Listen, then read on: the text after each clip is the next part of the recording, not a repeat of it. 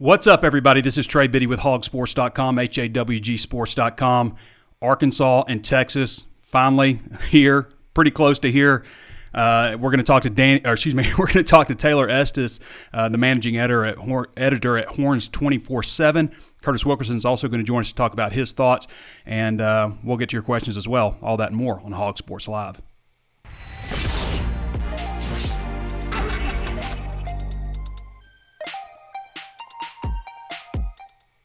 So this is your Arkansas versus Texas primer, and before we get started, I want to remind you there's plenty of ways to watch and listen. You can always tune in on Facebook Live. Be sure to follow the page if you haven't done so already. Also available on YouTube. Give us a thumbs up there.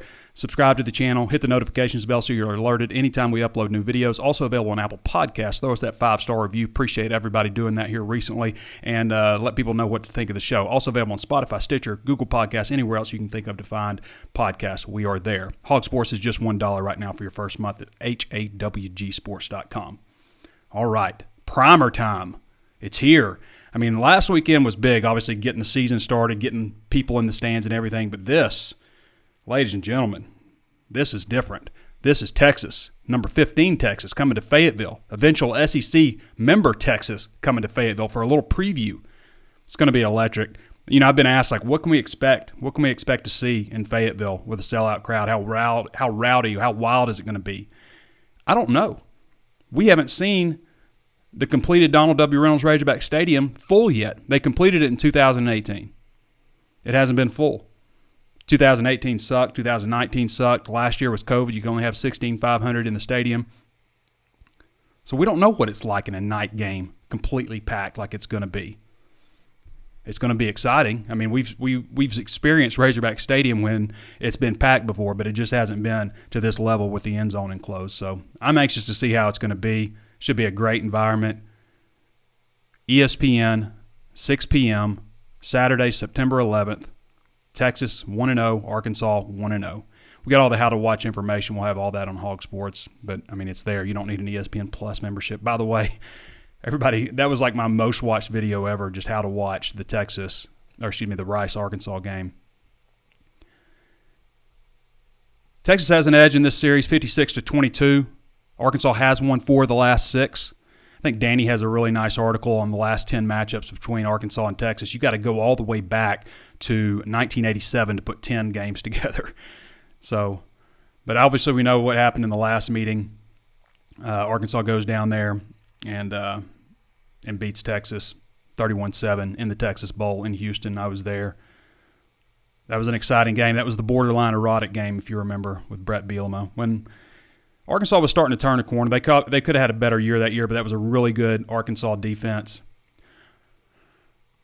Obviously, the underlying story here, not underlying, it's really, it's 9/11, right? It's the 20-year anniversary of 9/11, and you certainly think about all the families that were impacted there, both that day, the people that lost their lives, and after that, with our military and everything.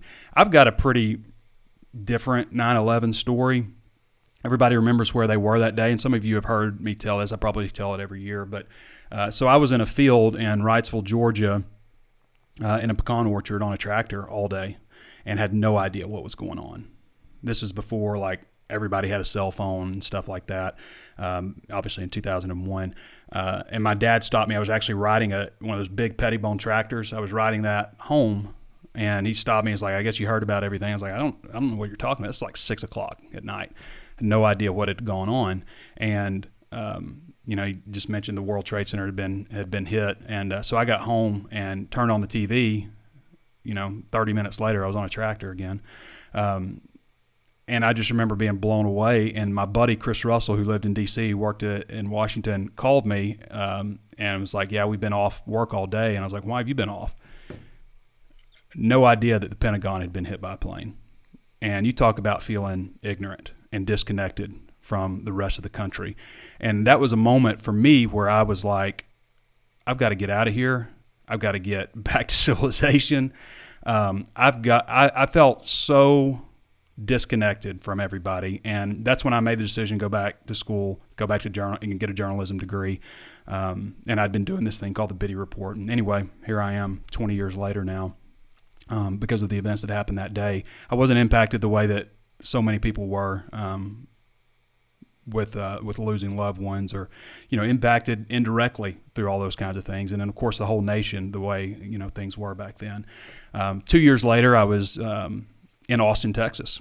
I flew in on September 11th, 2 years later, in Austin, Texas, when Arkansas went down there. Was it 38-28 that game? That was a fun atmosphere, but that was where I was 18 years ago. And 20 years later, after 9/11, here we are. It's going to be a stripe out. I'm sure they'll do something to honor. They should. I'm sure they know that. They will. But I'm sure there'll be something, maybe a flyover, something like that. But you see all the flags at half-mast. It's a tragic, tragic day in our country's history. But it's good to be in a free country where we can do things like this and play college football games and finally have a packed-out environment. And it's going to be wild, people. It is going to be, get a ticket, go to this game if you can. There's not a lot of spots left. So if you can find one, get it and get there.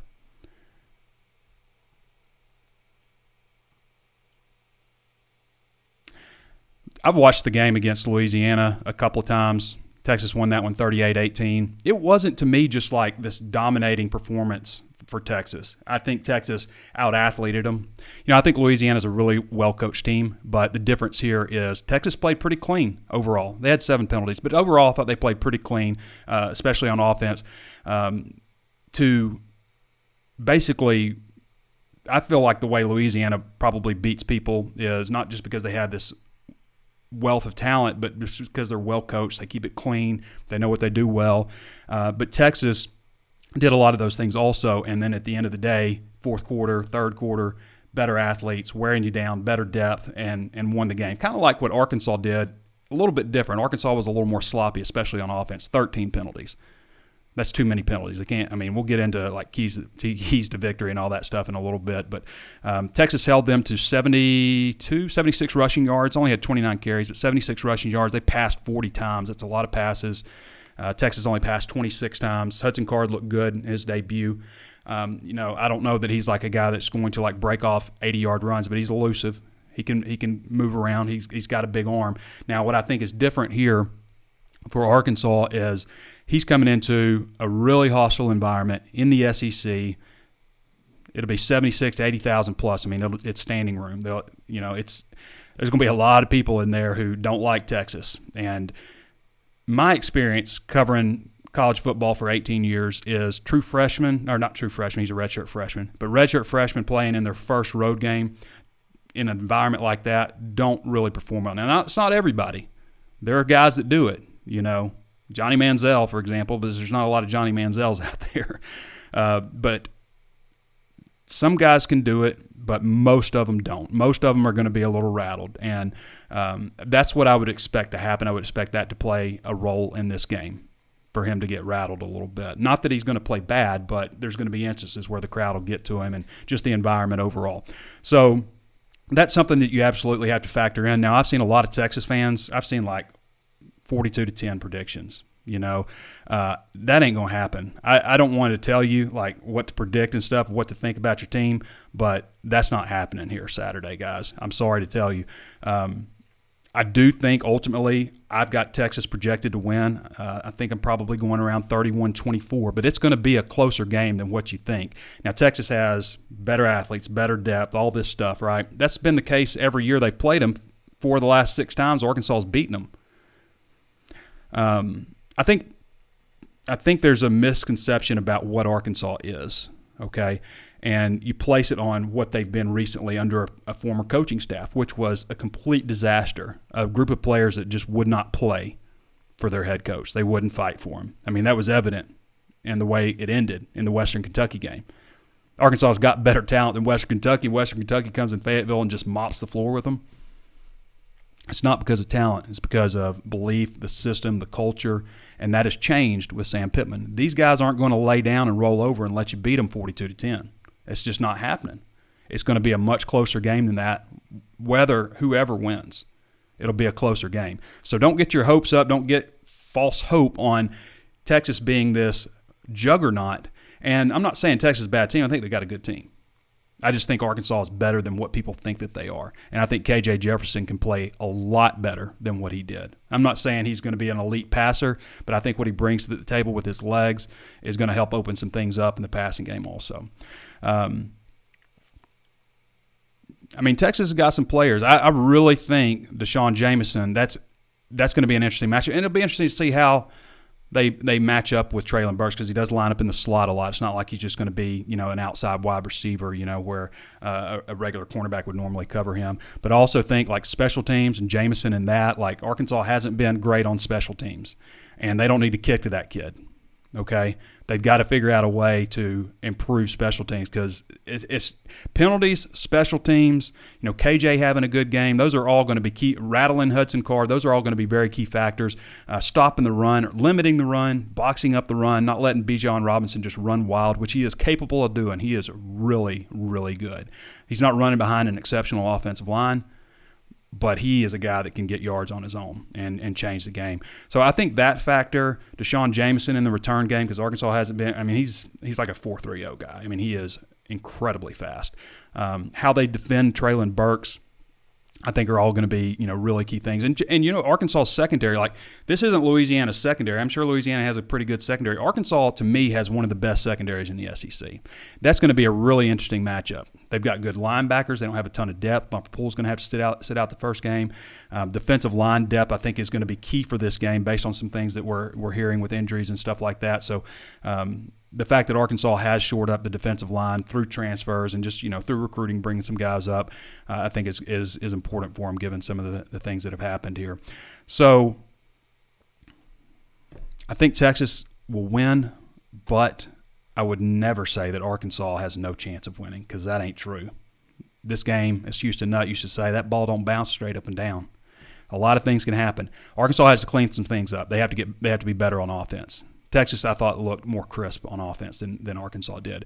Defensively, Arkansas's got, I think, a really good defense, and if that depth and they can get lucky with injuries and stuff, maybe that can carry through, because the last 4 games last year, they really were impacted by injuries, COVID, all those kinds of things really hurt them. The thing that stands out to me is Texas, 10 of 15 on third downs, and Arkansas hasn't been a good third down team. They've got to improve in that area. They've got to get more third and shorts, more second and shorts. It's going to be very important in this game. So I probably made some Texas fans mad by saying their team's not the end-all, be-all.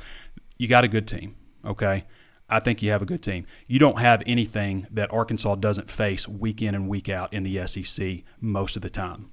And it's not Georgia and it's not Alabama. Now, can you get there? You got the resources to. Year one, probably not going to be quite there.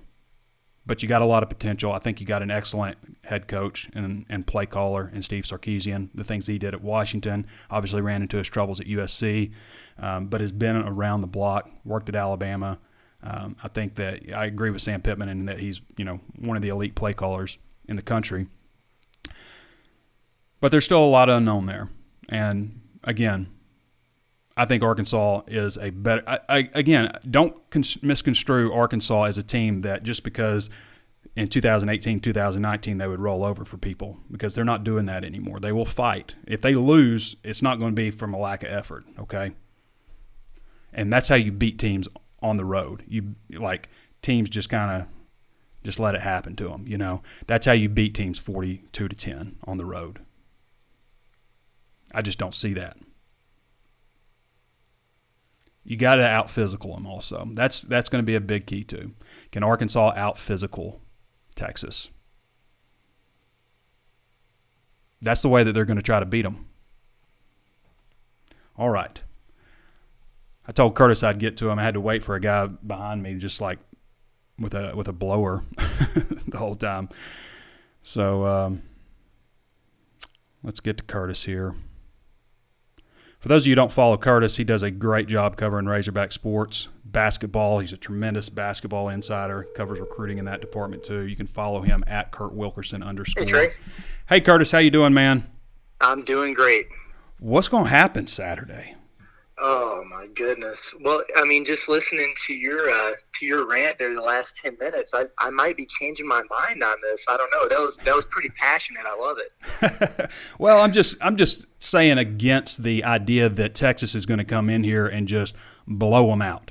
I don't see that happening. I think for the environment that it's going to be and all those kinds of things, I think Arkansas will play better on offense. I mean, I just said all that stuff. I'm not saying Texas is going to lose the game because I think that they have to be the favorite. I think you have to pick them as the favorite to win. I'm just saying, that doesn't mean that Arkansas has no chance in this one because I think they do. Yeah, I agree with you 100%. I think when we did our full season predictions a couple weeks ago, I want to say I picked Texas to win by about 3. And that's where I'm at right now. I'm really just kind of looking for a reason to change that. But, looking at it, I think KJ Jefferson's got to be a lot better for Arkansas. Mm-hmm. Do I think he can be? Yeah, but I need to see it, and I really liked what you were saying there about just kind of putting it on Hudson Card, in that hostile environment, first start on the road. Can you make a big play and get a turnover or 2 out of him? I think that would be huge. And then, special teams, you're right.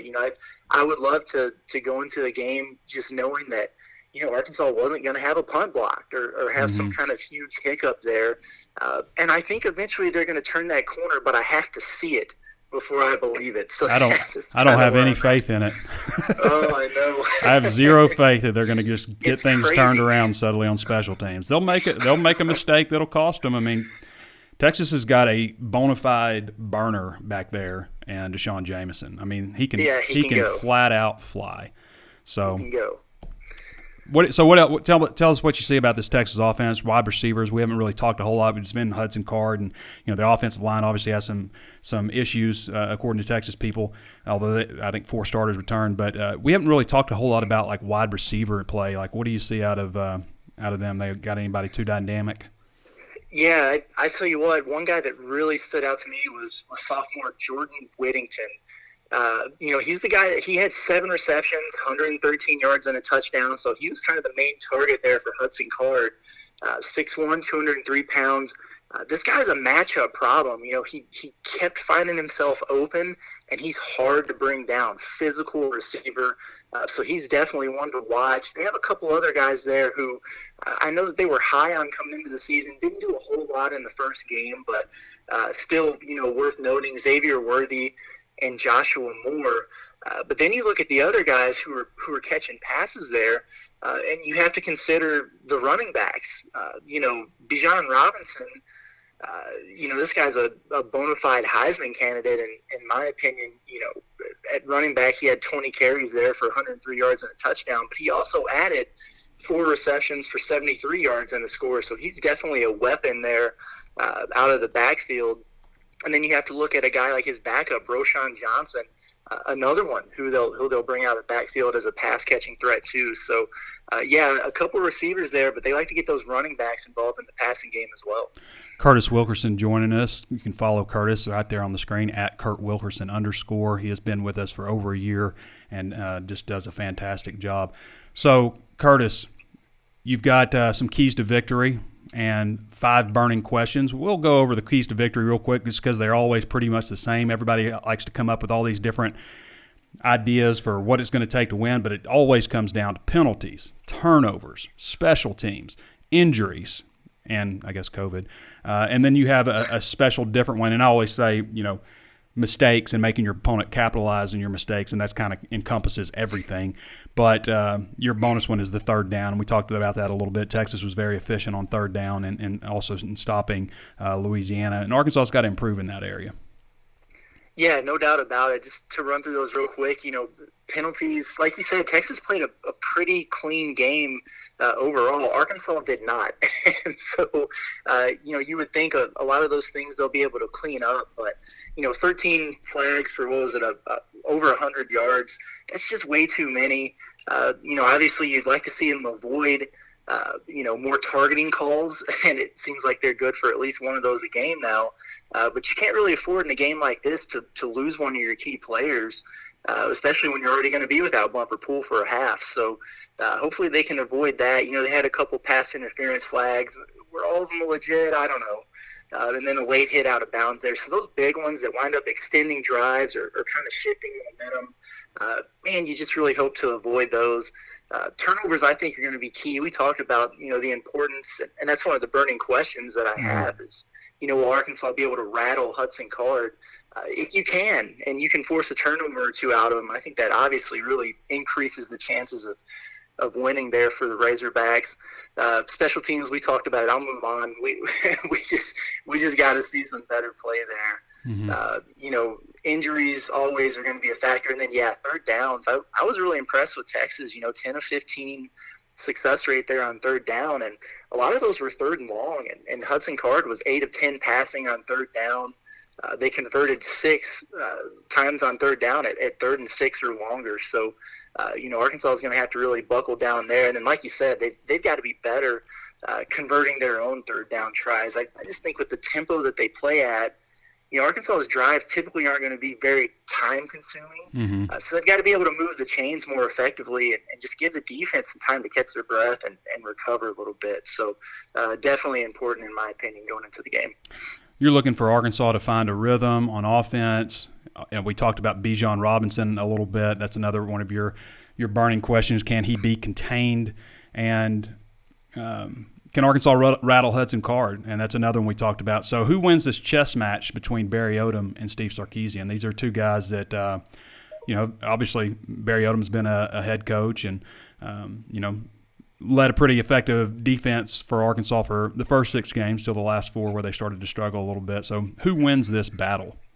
Yeah, I'm really, really fascinated to see, just as a fan of the game, Barry Odom and Sark are two guys that I've really enjoyed following because they're really good at their job, I look at it and I would like to think, and this is not being a homer here, I would like to think that Barry Odom could get the best of this matchup because if you look at some of the intangibles, it kind of favors Arkansas. Obviously, being the home team in this situation, Barry Odom's got his unit in the second year in his system. Sark is in his second game, right, over at Texas. And he's got the redshirt freshman quarterback there. So how involved and deep into the playbook are they? I mean, we're going to find out on Saturday. But, I like the way it looks there for Odom. I thought, last year on a less talented, less experienced group that he had, think back to some of the things they did. They kind of set the blueprint for how, other teams wound up attacking people with Mississippi State's air raid, Ole Miss, and the lane train.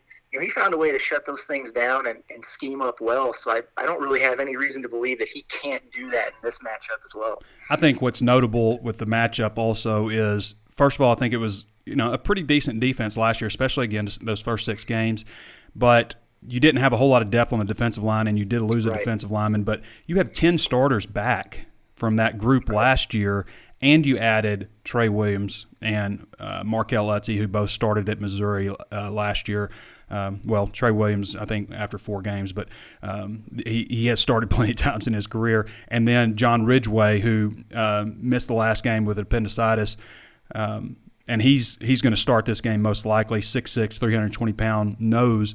You have better depth on the defensive line, and all those guys beat out guys that were, 2 guys that were starting last year, and Isaiah Nichols and Eric Gregory. So you have that. You have better depth. I think you've got a better secondary than you had the year before. I think they've got a pretty solid defense, a competitive defense that is going to give some teams problems, and they did last year. But I think that they can do better against the run. Now, the last thing I want to get to you with is your number one one, KJ Jefferson. Can he perform on the big stage? I thought was interesting. We heard with KJ that he's not as much as a practice player. He's more of a under the lights type of guy. Well, then they say he's got nerves in the opener. So you can't be good, but you're not. You got nerves on game day, and you're not a good practice player. Not that he's a bad practice player, but you know what I'm saying. Can he bounce back? We got 2 samples, right? We've got the Missouri game last year, and we got the Rice game. One was good, one was bad. So is it in the middle somewhere? Who knows? What do you think? Are we going to see a better KJ on Saturday? Yeah, I really do. I really think we're going to see a better KJ.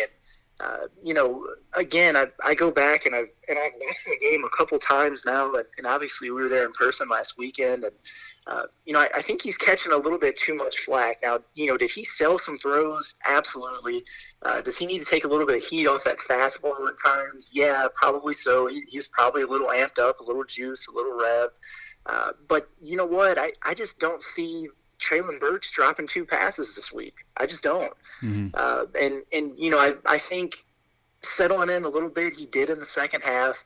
You've got to believe that Kendall Briles is going to, find a way to help him settle in early by utilizing him, maybe with some more designed runs and things like that, just to get him in the flow a little bit more.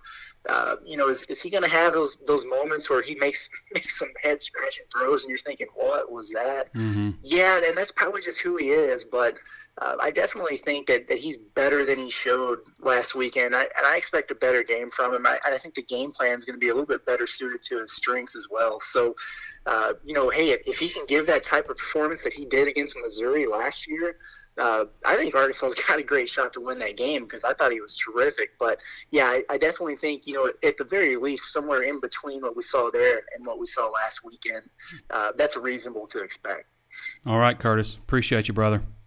Hey, anytime. All right, that's Curtis Wilkerson again. Curtis does a fantastic job. You should absolutely be following him on Twitter if you're not already, especially when basketball season gets here. The guy just takes it to another level.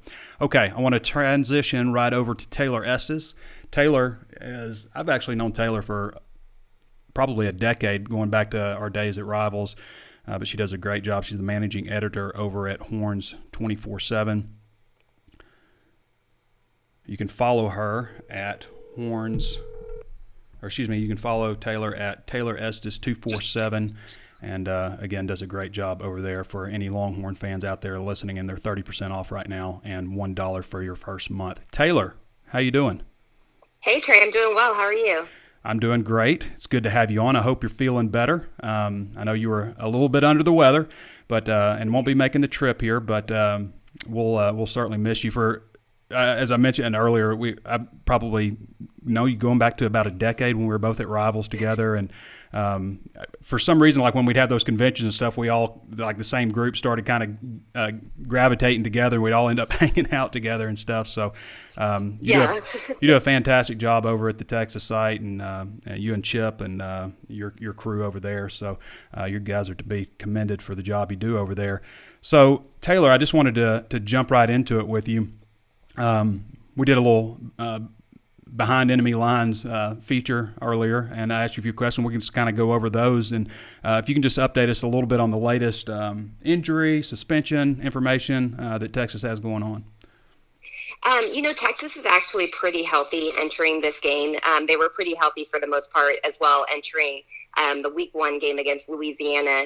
Tight end Jared Wiley, we talked to Steve Sarkisian actually just a little bit ago, and he gave an update that tight end Jared Wiley, he had been dealing with a little bit of a shoulder issue. He still played against Louisiana, but his reps were definitely limited, and his production was not very good in that game. So he's going to be a game time decision. Junior Engellau, the starting right guard for Texas, he had left in the second half of the Louisiana game with a knee injury, but Sarkisian said that he will be good to go. Aside from Wiley, the only other one that sounds like he will probably miss the game is redshirt freshman wide receiver Trey O'Meary. He missed all of last season with a torn ACL that he suffered in fall camp, and then he kind of re-aggravated his knee a little bit late in fall camp this year. So it's not as serious, it doesn't sound like at least, but it sounds like he will probably at least miss this next game, if not maybe the one after that as well. There was a really highly publicized quarterback battle with Hudson Card and Casey Thompson. What was it about Hudson Card, in your opinion, that separates him and allowed him to win the job? And how do you see him performing on his first road game in a hostile environment? I think to start with that, the biggest thing that Card really presents is I would say he's more of a true quarterback and probably fits more of what Sarkisian ideally wants in his type of offense that he runs. He's really accurate, especially in the short and intermediate passing game. He also is a true dual threat. He is a good athlete, I will say that. He was wide receiver at Lake Travis High School before he moved into the quarterback role. But, overall, I think the biggest thing was his ability to protect the football is really what started getting him to pull away in fall camp over Casey Thompson. Casey Thompson had a really good performance in his one, basically main game where it wasn't just garbage time when he played against Colorado in the Alamo Bowl. However, Casey Thompson was a little bit reckless with the football entering fall camp, and coming out of spring, it was really neck and neck. And so when Casey started having more turnovers in fall camp, Hudson started getting a lot more of the reps with the ones, and he really kind of took the job and ran with it. The one thing that Steve Sarkisian really likes about Hudson Card, and this could definitely impact Saturday's game, is he's a really even-keeled type of player. He doesn't get up too high on himself. He doesn't get down too low on himself. And Sarkisian believes that that's going to help him, especially in, adversity type of situations, not really get into his own head. Now, you can say that all you want, when you play one home game in the college level at all, and then in fall camp, it's totally going to be something to watch, I think, just watching his demeanor and if he can keep that even-keeled approach on the road in a hostile environment in front of a sellout crowd at Arkansas. I think you're going to learn a lot about basically Hudson Card, where he is mentally approaching the game in his redshirt freshman season, and if he can really keep that type of level-headed approach, I think that will really work to his benefit and the benefit of the Texas offense on Saturday. Taylor Estes joining us. You can follow Taylor at Taylor Estes, ESTES, Taylor Estes 247 on Twitter, and obviously read her content at Horns247. And as you can see, Taylor knows her stuff, and that's one of the reasons I like talking to Taylor. You should see this girl throw a football too. We've been to many camps, but I mean, you can really sling a football like surprisingly impressive, spinning the ball. I appreciate that. I take that as a huge compliment. That is a compliment. That's about as good as one I can deliver. We know about this Texas offense and Hudson Card. We just talked about him, obviously, and everybody knows about Bijan Robinson and the talent that he has.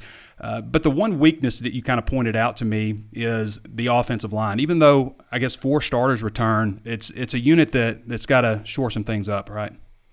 Yeah, they really do, and honestly, if you look at just like the stat sheet and you see how productive Texas was in the run game and the week 1 opener against Louisiana, you probably wouldn't think that the offensive line had issues. Honestly, that's Bijan Robinson. It wasn't the offensive line, doing an excellent job to open holes for him. A lot of the runs were up to the outside in that game against Louisiana. But, when you have that many veterans and upperclassmen on the offensive line, especially, you don't expect kind of the boneheaded mistakes. And you saw that, with multiple false start penalties, holding penalties that Texas had, and they were all on upperclassmen. There's one redshirt freshman who's the center, Jake Majors, and you'd almost maybe give him a pass if he was the one that was, getting the flags because he's really, just breaking in as a starting role at center. But it wasn't him. It was the the veteran guys that have been on campus for 4, 5, 6 years.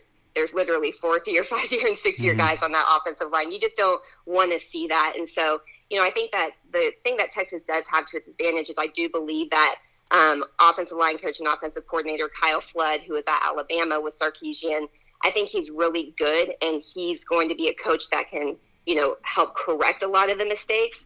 But the problem is the offensive line has been such an issue for Texas for many years. I mean, they've only had 2 offensive linemen drafted, I think, dating back to 2008. And so the elite offensive linemen really aren't looking at the University of Texas because of the inability that they've, the struggles they've had in developing future NFL talent on the offensive line. So, Kyle Flood definitely has his work cut out for him. And honestly, the worst thing you could probably do for a first-time starter on the road in a very hostile environment is make those type of mistakes. So that could be, definitely something to watch and could be critical in Texas' success or, non-success on the road this weekend. What do you think has been the biggest difference with Steve Sarkisian coming in and replacing Tom Herman, and in terms of not just on the field, but just the culture, the vibe that surrounds the program? That's a great question because, Trey, I've been joking about this a lot lately. This is my 10th year as a credentialed media member covering Texas, and I could probably write 10 books on my time as a credentialed media member because there's been so much, turmoil, changes, all of that. 9 of those books could probably be dedicated to Tom Herman because he was just such a I'll say a PC word, unique personality to deal with. And his approach really just did not resonate well with a lot of the players. I mean, he had this really hard-nosed, tough guy type of approach with the team, and that's totally understandable, but he didn't have the skins on the wall to back it up, like, say, a Nick Saban or an Urban Meyer, or whoever. You go down the list of the coaches that actually won championships. Tom Herman came to Texas as, after just 2 years as a head coach at the college level, and he came in guns blazing, essentially saying, this is my way or the highway, and it really pushed a lot of people off. And so that's why you saw a ton of players that should not have left early for the NFL draft at Texas leave early for the NFL draft, even though they were told not to, because they didn't want to play for Tom Herman. And with Steve Sarkisian, he's definitely a polar opposite. He's definitely more of a laid-back type of guy. He's extremely tough, and he demands toughness out of his players, and he's a tough love type of coach. But the way I look at it is he doesn't forget the love part. He knows when to turn it off. He knows when to be really hard on guys, and he knows when to lift guys up. And that's something that is absolutely not what Tom Herman was. So, it's still early. I think we'll still see how this culture, his implementation of it, he's talked about how the culture is not something that can be developed overnight. It's something that takes time and building relationships with people and making sure that the team understands that they're coming from an approach to, put them in a successful position to win games and not just be, jerks to them, essentially. So we'll see if it pays off. But I definitely know that the way that Tom Herman approached it did not work, and clearly he only lasted 4 years at Texas. So if anything, I mean, maybe this will work, maybe it won't, but at least we know the other approach definitely did not work at Texas. So I think Sark actually recognizes that and has a lot more understanding of other people and not thinking, only in his own mind, like how Tom Herman basically did all the time. I've never been, covered a program that's had that. I'm just joking. Obviously, Chad Morris. People don't realize. Like, people always talk about the Jimmies and the Joes and the X's and the O's, and they always forget about that culture and the bond that a team has to have. They have to fight for their head coach. They have to be willing to go to war for him. And people don't talk about that nearly enough. And it's very important, because if you don't have that, then there's no way that you can take it to the next level. And I've covered Houston Nutt, Bobby Petrino, Brett Bielema, Chad Morris, John L. Smith, we don't speak his name around here, and now Sam Pittman. So I've seen all different kinds of approaches, and the one that works is a little bit of tough love, but love is a key part of it too. So, for Taylor, sure. I want to take you to the answer. How's this game going to play out? What's your prediction? What do you see happening on Saturday? So this is honestly, Trey, this is tough for me because, I think that Texas definitely looked good in week one, and Hudson Card obviously played a clean game in his collegiate debut as a starter, but he's still a redshirt freshman, and there's so many different variables that really could impact the way that this game plays out as a whole.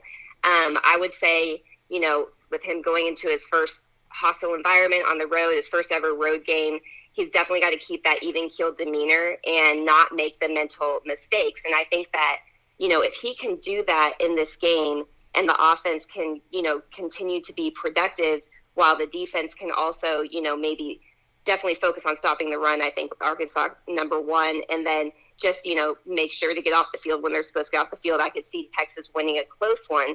But I will also say that, if Card doesn't keep his, his head clear, if he starts making some mental errors and the defense, has to stay on the field for much longer than they should, then I definitely could see this going Arkansas's way.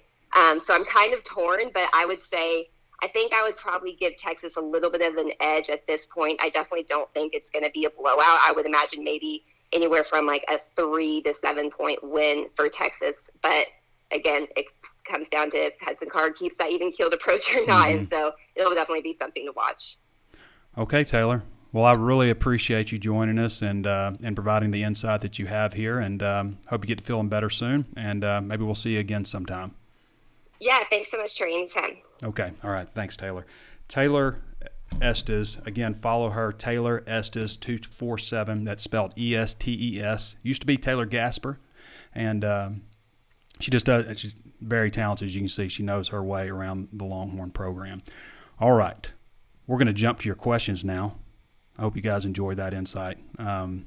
she's one of the best in the business for sure. I always liked following Taylor and the information she provides about the Longhorns.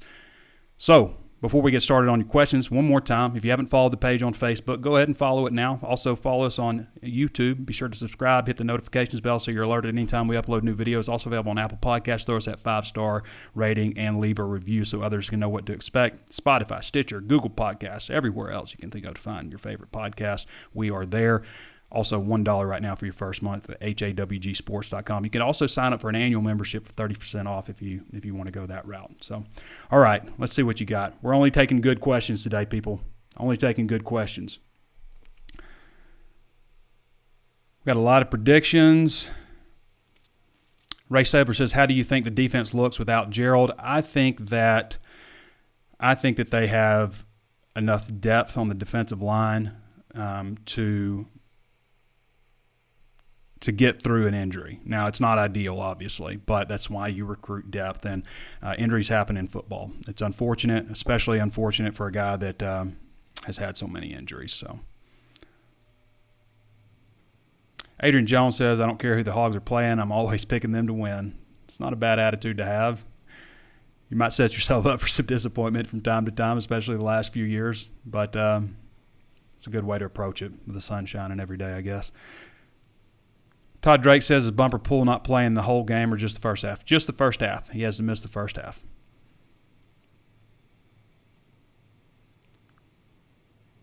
Kenneth Quackenbush, I haven't heard that name before, Quackenbush.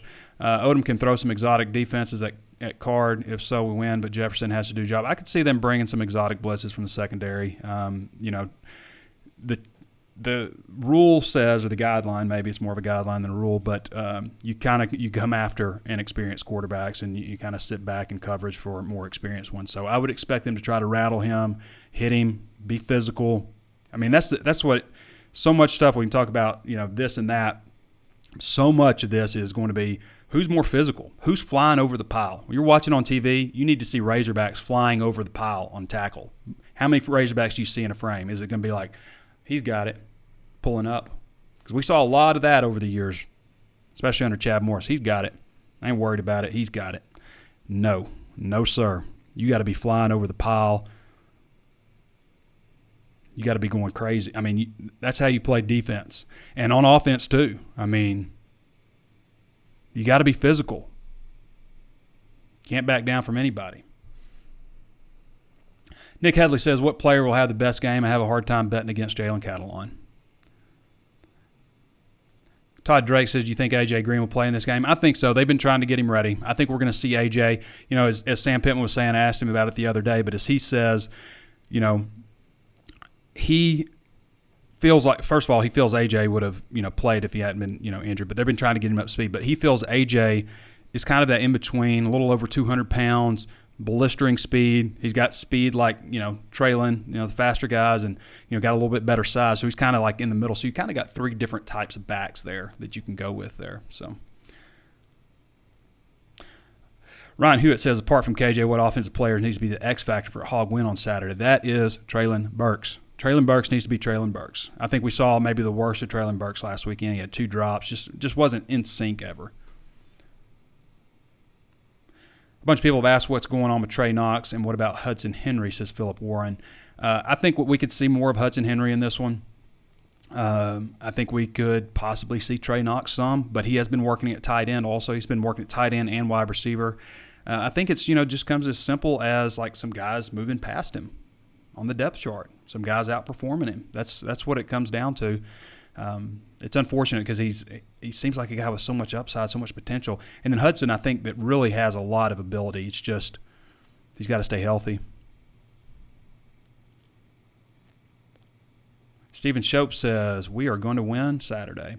I'm not discounting it. Again, I don't mean to tell Texas fans that they don't have a good team. I'm just saying they don't have something that Arkansas hasn't seen before. Okay? I mean, that's not discounting because the SEC is incredibly difficult, and there are some great, highly talented teams in this conference. But, I just see a lot of, people think that they're just going to march in here and just wipe the floor with Arkansas, and I just don't see that happening. I would be really – I'm not saying it can't happen. I would be really surprised to see that happening. I just think Arkansas has got a better team than that. Adrian Jones says more plays for Rocket Sanders. Get the ball to Burks. Yes. I want to see Rocket Sanders run the ball more. Rick Taylor says, is Burks practicing? Yes, he is practicing. He was out there Monday. He was out there Tuesday. He was in green, but he was doing everything in full. Casey French Fulton says, live in Texas. We're having a get-together at my Texas friends. I'm going to need Arkansas to get it together.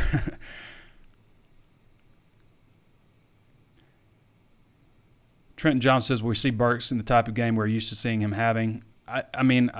Texas has some good secondary, but like Deshaun Jameson, I'm telling you guys, that guy is really fast. Now Burks lines up in the slot a lot, so we could see that over. I'm going to mispronounce his name. I don't want to do that, but the hybrid outside linebacker guy, we could see him. He goes about 6'2", 217, so he's a bigger guy who's fast and athletic too. So maybe we could see him covering Burks some. I don't know. I don't know how it'll work out with him in the slot, but if he's outside, then and maybe they just decide to put Jameson on him. But Jameson, goes about 5'10", so he's smaller, about 5 inches smaller, but he is really fast and talented, and he's going to be a factor in special teams. Cannot kick to that guy. That's why I almost say, like, maybe you ought to consider going with Sam Loy, because what I know about Sam Loy is he punts it too high and not far enough out. Like, he needs to have a better trajectory. But in this game, I wouldn't mind seeing a 35, 40-yard punt with a lot of hang time where you can really cover it. You definitely don't need to line drive it to that kid. You'd be in trouble. He'll house it on you. Alan Jeter says 24-21 Hogs.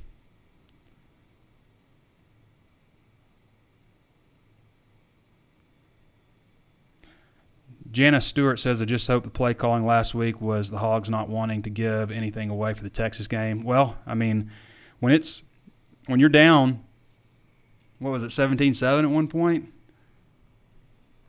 I mean, you better not be vanilla. You better start. And I think that they did call some. I mean, like the second quarter, you had that run by you had that motion with Traylon Burks, which everybody turned their heads and started following him, and then you handed off to Traylon Smith, and he picked up 20 yards. That wasn't like a vanilla play.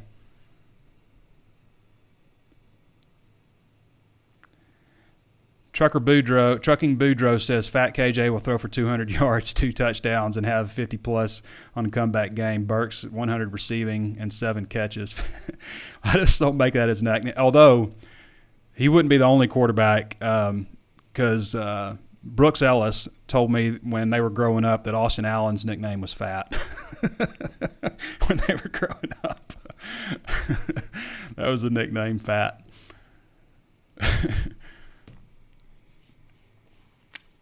Jacob Deaver says, hey, Trey, what do you expect the reaction to be on Dixon Street regardless of the outcome?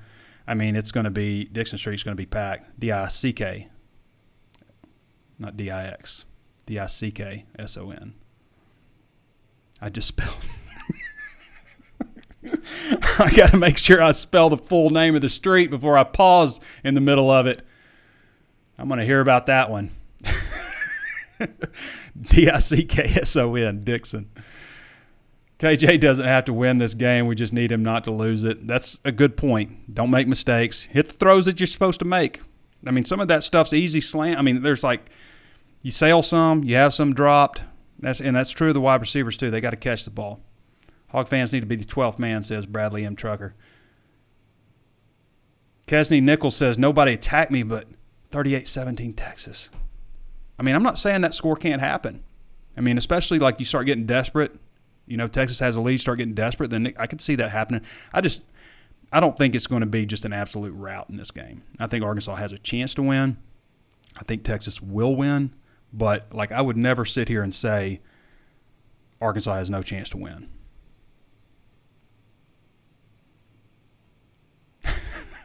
I'm getting messages from people. Live radio, live YouTube channel. Rick Taylor says if the Hogs want SEC recognition, then they need a win Saturday against Texas. Nothing else will do. Hey, that's a great point, Rick. I mean, because, like, it's not just this game that's going to be, impacted. Like, this game sets the tone for the rest of the season. It sets the tone for recruiting. You got a bunch of recruits coming in here. And Danny West, you can read the full visit list and his thoughts on it on HawgSports. But this is a big recruiting weekend. It's a 6 o'clock game, so players are going to make it. It's Texas. They brought some guys in on official visits, I think, that they thought, would also come on their own dime for the Texas game, back in June. So it's big for recruiting. It's big for getting better slots for home games also, like time slots, kickoff times, because you don't want – the worst thing you can have for recruiting, because Arkansas has to reach out a little farther than most SEC schools for talent, have to go into Texas. The worst thing you want is an 11 o'clock game, especially when you don't have a whole lot of home games. You lose one because of the Texas game in Arlington, Texas A&M game in Arlington.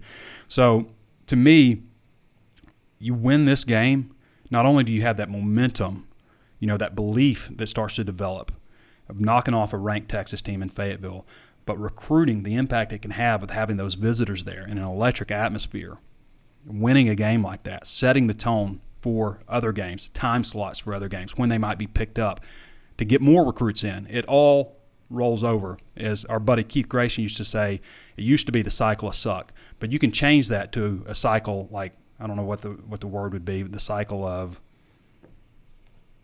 I don't know, something else, but something positive. Again, get the ball rolling on that and, pick up steam that way.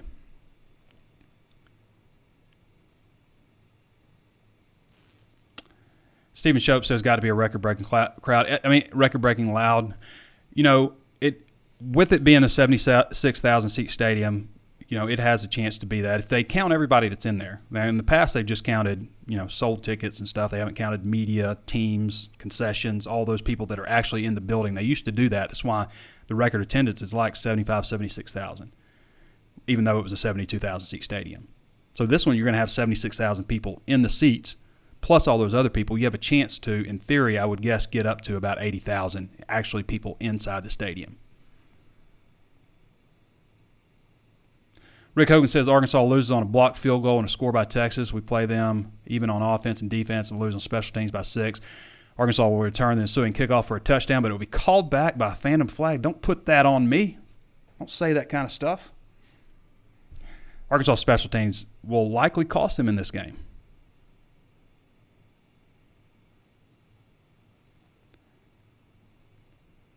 Stephen Shope says, I got the red blood Hogs fan for life. Jason Norton says, any news on special uniforms this weekend? I was thinking some throwbacks with the slobber knocker hog would be great. I could see them doing something like the red, white, and blue hog, a patch on the shoulder commemorating 9/11 or something like that. But I would like to see them keep the jersey as is, aside from maybe adding a patch or the red, white, and blue hog like they did several years ago in War Memorial, something like that maybe.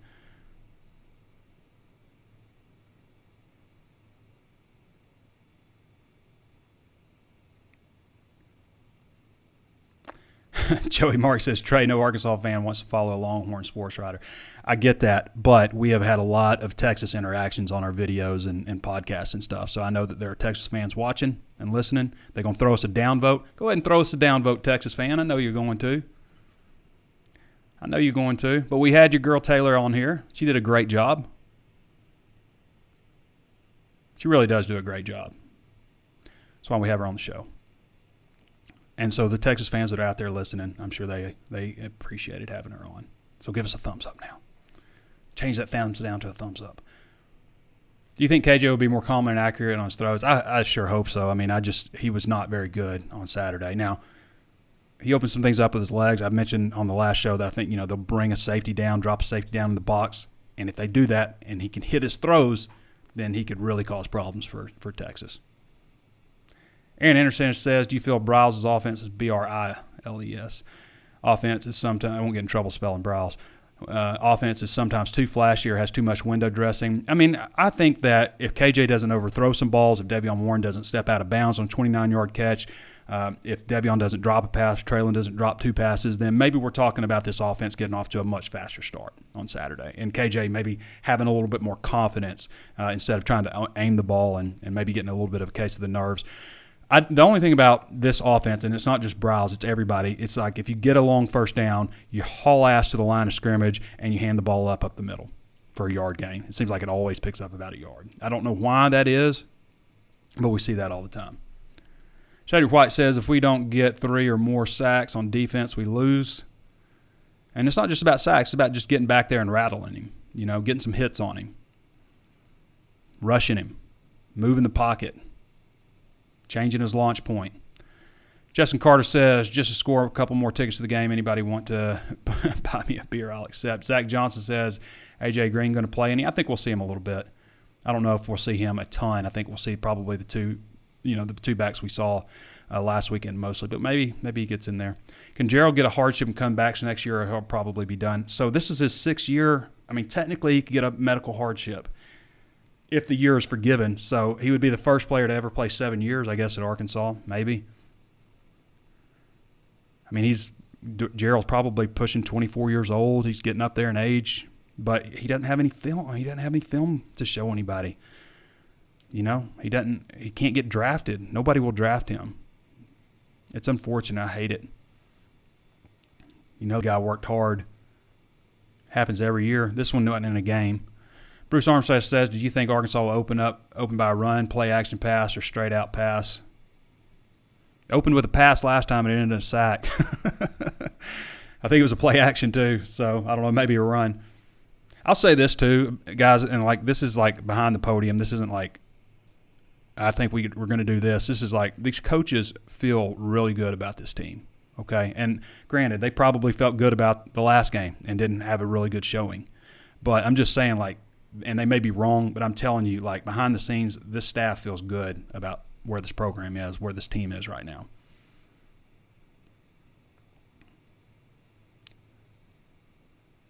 Let's see. Trying to get some different kind of questions. If KJ has a day like last week in the first half, do you think we'll see Malik in the second half? It's possible. I mean, if he has another bad performance, bad start, then it's possible. I know that they don't want to do that. They want KJ to be the guy. But if he's not playing well, and it's a struggle, then, yeah, you absolutely can consider bringing in the backup quarterback. Any player behind Gerald that brings consistent quarterback pressure ability. Trey Williams, he can get to the quarterback. Matteo Soli actually had a sack last weekend. Is Hudson Henry just not as good as Hunter? I mean, I don't know if he's as good as Hunter yet, but we haven't seen him enough. In the time that we have seen him, he has done some good things. He keeps getting hurt. Slusher going to play this week. I think Slusher has the potential to be a really good player and maybe the best safety at Arkansas since Jalen Catalon, who is the best safety at Arkansas. If I take him out of the mix, I think Slusher has a chance to be really, really good, and he is expected to play. David Carr says, drink the beet juice, everybody. Going to be a long day. Drink it 2.5 hours before athletic competition. Woo Pig Suey from Louisiana, go Hogs, says Ingrid Fort.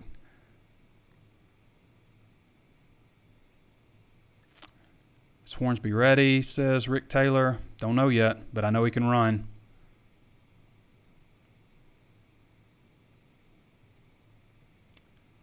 Let's see what else we got here. Why do we continue, says Alan Snyder, why do we continue to run those wide receiver sweeps and around so often when they seem not to pay off regularly? They pay off sometimes. I mean, Josh Francis says, sounds like Texas is like the Hogs. They still aren't sure about the quarterback. They are wait and see like us. Ray Saber says, if we beat Texas, do you think we break in the top 25? I don't know if they will break in the top 25. Now, I know if Texas was unranked and not receiving any votes and knocked off the 15th team in the country, they would move into 15th. There's no question. You absolutely know it. And this one, Arkansas might receive some votes. They're not getting ranked if they beat Texas. They're just not in that range yet where they're receiving enough votes or on enough people's radar. However, there's going to be a lot of people watching this game. It's not a great slate of games tomorrow. There'll be a lot of eyes on Arkansas, Texas, especially in the SEC footprint, because it's kind of a preview of things to come in a way. James Wilcox says, this is one we need to win, a huge opportunity for us. It's a big opportunity, and our defense will come to play 28-21 Arkansas. It is a big opportunity for Arkansas. There's no question about it. It's everything that you want in a game. You get a team that you have historically hated in Texas coming to Fayetteville for a 6 o'clock game on ESPN. The only thing missing is ESPN College Game Day, but you get the runner-up. You get SEC Nation there. That's the only thing really missing. Marcus Brown says defense will win the game for us. We'll struggle on defense if the refs give us multiple ghost carding tosses, Neil Tucker. That's another thing, like, is it Big 12 officials for this one? I think it probably is. Maybe that's a good thing. I don't know. Maybe Big 12 officials don't like Texas for trying to break up the league. But that's key, obviously. All those calls. I mean, like if it's a rash of targeting calls and stuff like that, or phantom holding calls and stuff like it was last week, or, the targeting calls like in the Ole Miss game, which again, like, people, I've been watching these games, like, and somebody was giving me all kinds of hell. Like, I was saying that shouldn't be a penalty. It should be a penalty. You should be penalized for targeting. The problem is the penalty is too harsh. Being ejected from an entire game for not like intent, for like accidentally clicking helmets, for making a mistake.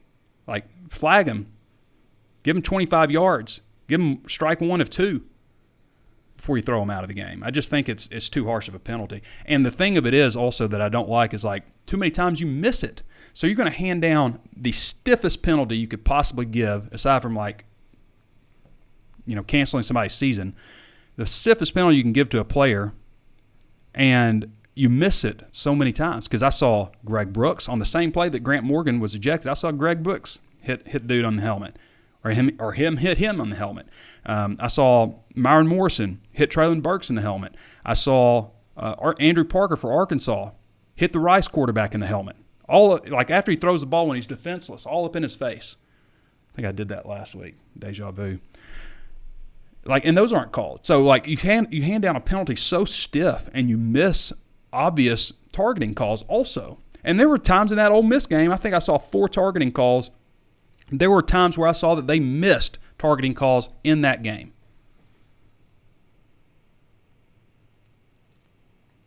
Rick Taylor says, Trey, I'm biased, but what was your opinion of the 2 targeting calls? I thought they were targeting. You got to throw the flag. They're targeting. Throwing people out of the game. I'm not sure who the refs will be. I think it's going to be Big 12 refs. I think that's how they do it. Barbara Blaine says, David Basil has breakthrough COVID and will miss the game. Yeah, I did. Actually, I'll be on. You guys can watch me 7 o'clock on Channel 7 in Little Rock in Central Arkansas. I'll be on, and I guess I'll be talking virtually with David. I'm not sure how that'll work, but I'll be on set there with Channel 7 at 7 o'clock. My segment is 7 o'clock for the pregame show, 7 to 10. So tune in to Channel 7. Kevin Mifflin says, no dang black unis or white helmets. Chrome and red helmets would be clean. Says Sam Kerr. Just wear the regular uniforms and add something for 9/11 to commemorate. I'll be in lot 44, yes, Matt. That's where I park, but I won't be there for SEC Nation in the morning. No way. Rocky going to have a breakout game, says Marcus Brown. Let's see where else we got. Any other super interesting questions? No, Knox didn't necessarily switch positions. He's working at both. Andrew Ingram says Zach Zyme is push for playing time. Not really. I'd say he's probably third team right now. Mark Douglas says big key keeping the players' heads level at kickoff. The hype leading up all week could possibly be overwhelming and hurt focus. Coaches will earn their pay this week. Need to start out strong. Keep the fans in it. Give the fans a reason to cheer. Fans got to be proactive also. When they need you to cheer, when they need you, you got to be there. It can't just be like a reaction to a good play. It needs to be, getting involved, going crazy on third downs, making it difficult. This is a big game for this program. Everybody's got it's not just the 11 on the field in this one. Jason Norton says the pros don't even get ejected the first time. They get fined, I guess. If anybody, they should be the first time. Rick Taylor says, maybe take somebody's NIL money. Rick Taylor says we really called the Hogs at a wedding in Austin recently, very close to the Texas campus. Hope we didn't upset them too much. Couldn't help it. It is kind of funny to think about, 9/11, 18 years ago, a lot of us were in Austin. It was a great game. Matt Jones, Cedric Cobbs ran well. Everybody was saying Matt Jones is too hurt to play right before kickoff. Let's see. Aaron Anderson says, don't remember the exact play, but did y'all see KJ run someone over on a block? KJ is stout. He can knock some people over. I did not like the 4th and 2 call at midfield. I thought he should have punted that ball there. Wish Pittman would have called a timeout and punted, but Just wasn't a great play call there, and a time to go for it, especially when you gotta go with your instincts. But I really think that you should punt in that situation, given the way the defense was playing. I'm not saying every time, like defense may be playing terrible. We got to get something going here. We got to go, but I think they should have played the field position battle in that particular play. Mary Beth Holmes Beeler says, "Let them play football. I feel like sometimes we're watching flag football." I mean, I get what you're saying, Mary Beth, but you gotta dissuade people from lowering their helmet and hitting people in the head. I mean, what we know about concussions and everything that stems CTE, everything that stems from that, you've got to protect people. And I just think that a 25-yard penalty is pretty damn harsh. Like in a football game, like a 25-yard penalty is just like, that would be pretty brutal. Throwing somebody out of a game for incident, like especially when it's like, you got to look at it like, okay, would this guy hit helmets with this offensive player if the offensive player didn't also lower his head? Like, look at it like that. Like, is this guy just like lunging, trying to hurt somebody here? That's different. Versus like both players are lowering their head, and the defensive guy should have kept his head up. He needs to be penalized for that, but he didn't really mean to hit the guy in the head. Let's throw a serious penalty his way, 25-yard flag, give you a strike one. Don't do that again. That's what I think.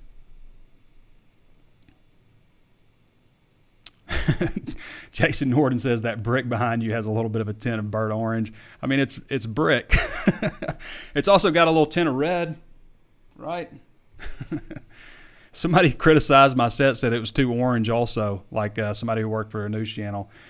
I don't want it to be like a bright lights news channel. I don't want to be on here going, well, Arkansas, Texas coming on Saturday. What's going on? Like in my fake voice. Not to criticize any TV people. I don't mean to do that. But this is just a different kind of show, right? I want it to be kind of cozy feeling. We got my brick wall in the back. Got a little bit of an orange, softer, warm light tint, fireside chat kind of feel. Dustin Hoopen says, think Cam Little looked well for a freshman. I think that was a good opportunity to put him in. The game wasn't on the line. It wasn't fourth quarter. It wasn't super long. There wasn't a lot of pressure. Kind of ease him into those situations. A good way to start with a freshman kicker. Rick Taylor says, couldn't the rest at least start with roughing the passer, unnecessary roughness, though, Trey? Mercy. Appreciate that, Jason. Walton Gamble says, no matter what, no one is giving us a chance Saturday. Let's go Hogs. Actually, I forget his name. CBS Sports analyst, who was a former Longhorn, actually did predict Arkansas to win the game, although nobody else on the set did. All right, everybody. Appreciate you joining me. We'll be back with you guys for a little walk and talk after the game. Who knows what I'll say? Who knows what's going to happen on Saturday?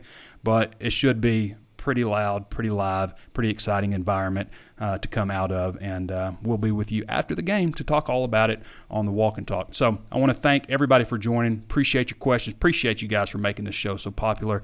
Thank you so much for your 5-star reviews on Apple Podcasts, for subscribing to the channel. Half of you guys that watch the show pretty regularly aren't even subscribed, so do that and hit the notification bell so you're notified anytime we upload new videos. You're going to want that if you want to watch the Walk and Talk on Saturday. So subscribe to the YouTube channel, follow the Facebook page, and be looking out for us on Saturday after the game. Thank you, Taylor Estes, for joining us. Does a great job covering the Longhorns for Horns247.